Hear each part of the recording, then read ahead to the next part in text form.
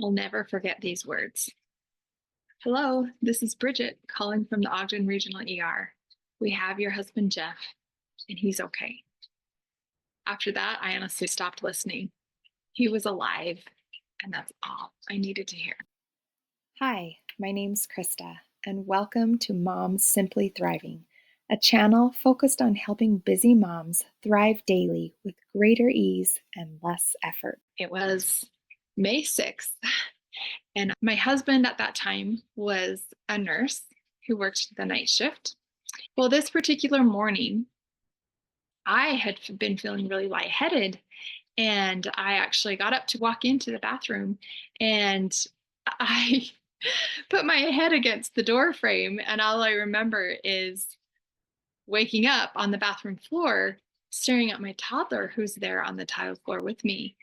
And I was so horrified because I was the only one home and she was just this little tiny tot. And I can't go fainting while I'm a mom with a little child under my care.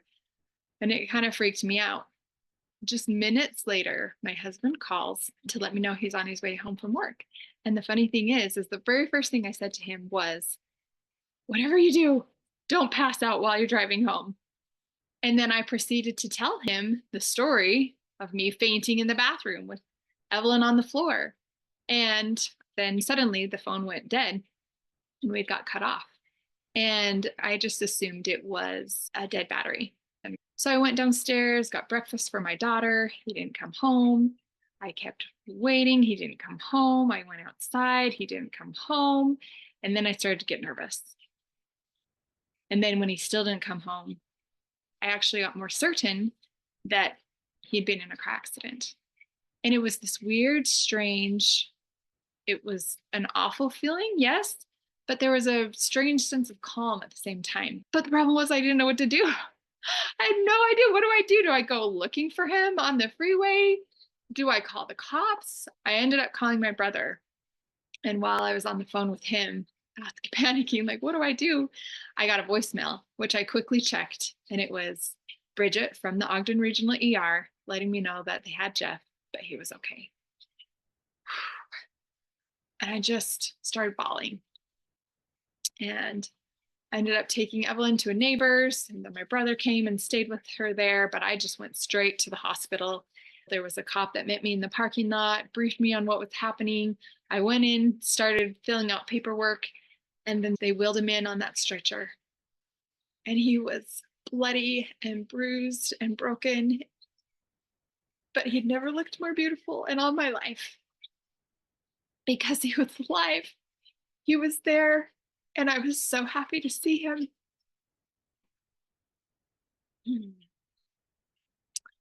And it was quite the recovery. He was fine. He really didn't break anything.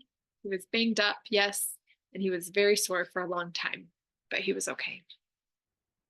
But this is what I learned. A couple days later, it was Mother's Day. And that was a time in my life. I was, brand new mother, and I had really high expectations, really high hopes. I think when you're a child and you remember getting ready for Mother's Day for your mom and what a big thing that was, how you wanted to make her feel so special and important, it fills you with expectations about what your own children and your own family will do for you when you're finally a mother. But as I sat there reflecting on the fact that I had almost lost my husband and I didn't really care what he did for me. All I cared was that he was there and that he didn't leave me alone. I was just feeling immensely grateful for my blessings. And so, what I learned powerfully that day that turned Mother's Day all around for me was that it's not about me and how my family, my husband, my children meet my own expectations and do the things that I wish that they would do in my head. It's really about celebrating what they do for you in their flawed, imperfect ways of like trying to show appreciation and trying to do things that you would really love. And they usually fail miserably. But that's the beauty of it. That's the beauty. It's not about getting it right. It's not about meeting your expectations. It's about letting them show you how much they love you in their own way that comes straight from the heart. And there is nothing more beautiful. Maybe it's not this perfect package or this perfect breakfast in bed with flowers and sparkling apple cider or whatever, but in their cute, silly ways, it's even more beautiful and more special. And that turned it all around for me. And Mother's Days have not been perfect.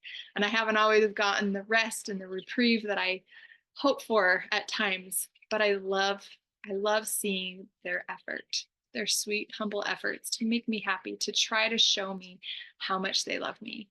And that's what I celebrate now. So on this Mother's Day, I wish you all a happy Mother's Day. Know that you are wonderful and that you do all the hard work and appreciate yourself. Go ahead and give yourself the validation that you need rather than looking for elsewhere. And have a great Mother's Day. And please let me know what your most memorable Mother's Day is, for good or for bad. I'd love to know in the comments.